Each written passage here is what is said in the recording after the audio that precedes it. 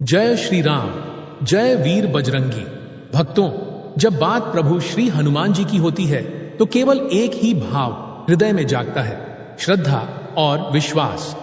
हनुमान जी सिर्फ एक देवता नहीं है, वे राम भक्ति का जीवंत प्रमाण हैं, वे शक्ति का समुद्र हैं, वे संकल्प की पराकाष्ठा हैं। उनके दरबार में जब कोई भक्त सच्चे भाव से अपनी अर्जी लगाता है तो वह कभी खाली हाथ नहीं लौटता। लेकिन सवाल यह है कि आखिर अपनी मनोकामना की अर्जी सही तरीके से कैसे लगाई जाए? क्या सिर्फ मंदिर जाकर प्रार्थना करना पर्याप्त है? क्या रोज हनुमान चालीसा पढ़ने से सब मनोकामनाएं पूरी हो जाती हैं? या फिर कोई विशेष रहस्य, कोई विशिष्ट प्रक्रिया है जिससे हनुमान जी तक हमारी पुकार सीधा पहुंचे? हनुमान जी की अपार शक्ति, उनकी महिमा, उनके गुण और वो दिव्य तरीका जिससे एक सामान्य भक्त भी अपनी मनोकामनाओं की अर्जी प्रभु तक पहुंचा सकता है और उनका आशीर्वाद प्राप्त कर सकता है। हनुमान जी को पवन पुत्र कहा जाता है क्योंकि वे वायुदेव के अंश से उत्पन्न हुए।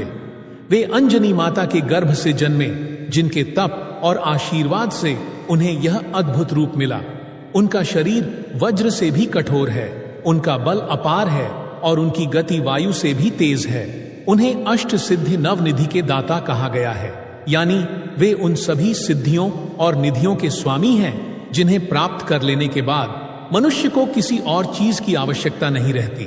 उनका एक नाम संजीव निवास भी है क्योंकि उन्होंने संजीवनी बूटी लाकर लक्ष्मण जी के प्राण बचाए। उनका प्रत्येक गुण, प्रत्येक कार्य एक शिक्षा है, एक साधना है। हनुमान जी का स्वरूप ही भक्ति का जीवंत प्रतिरूप है। उनके जीवन का एक ही लक्ष्य था, राम कार्य में रत रहना। उन्होंने कभी अपनी शक्ति का प्रदर्शन दिखावे के लिए नहीं किया, बल्कि जब भी किया वह केवल प्रभु श्री राम की सेवा में किया। हनुमान जी को प्रसन्न करना उतना कठिन नहीं है जितना लोगों ने बना रखा है। वे सरल हैं, सीधे हैं, भाव के भूखे हैं। उन्हें आपकी दौलत या बड़े बड़े भोग की आवश्यकता नहीं। उन्हें चाहिए तो बस एक सच्चा हृदय, एक निष्कलंक भाव और एक अडिग संकल्प। जब आप हनुमान जी से कोई भी मनोकामना मांगते हैं तो पहले यह ध्यान रखें कि आपका हृदय निर्मल हो, आपकी वाणी में सच्चाई हो, आपके कर्मों में सेवा हो और आपके जीवन में अनुशासन हो। तभी हनुमान जी आप पर कृपा करते हैं। हनुमान जी के सामने अपनी मनोकामना की अर्जी लगाना कोई साधारण बात नहीं है।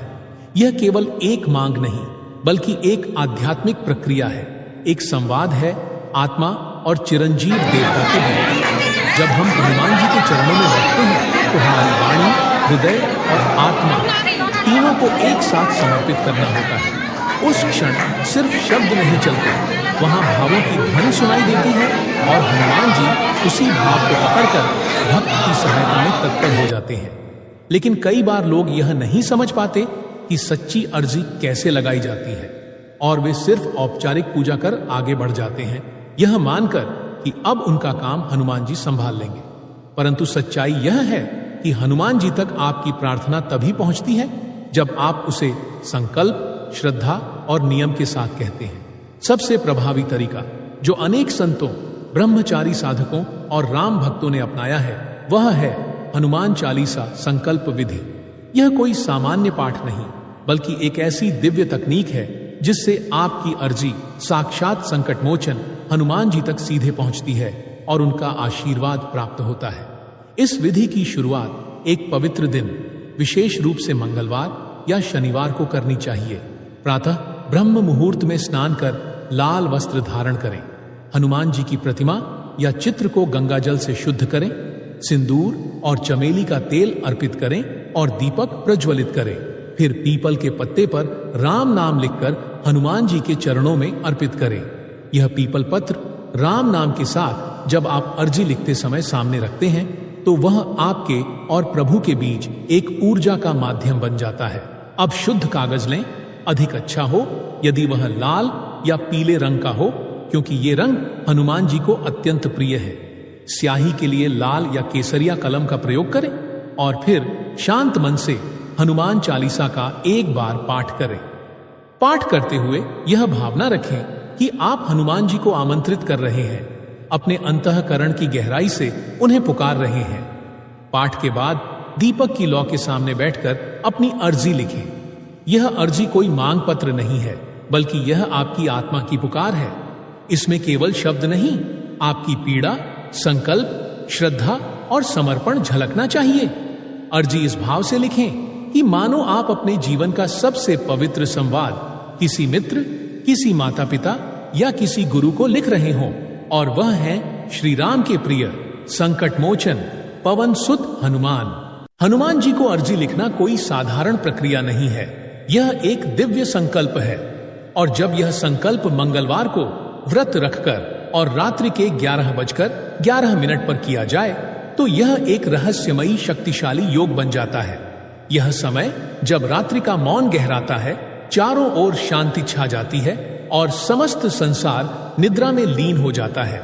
उस समय एक साधक जब हाथ में कलम लेकर अपने हृदय की पीड़ा को हनुमान जी के चरणों में शब्दों के रूप में समर्पित करता है, तो वह सिर्फ एक पत्र नहीं होता, वह एक आत्मिक स्पंदन होता है जो चिरंजीव हनुमान जी की चेतना तक सीधा पहुंचता है।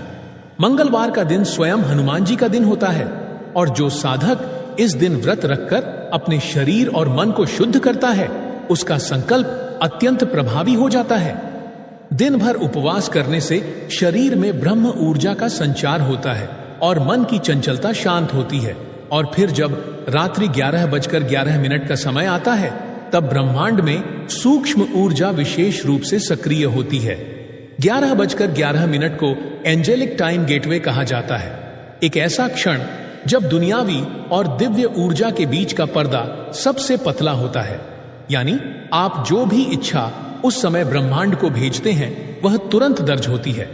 11:11 का समय अंक ज्योतिष और अध्यात्म दोनों में विशेष महत्व रखता है। अंक 1 का अर्थ होता है आरंभ, संकल्प और एकता।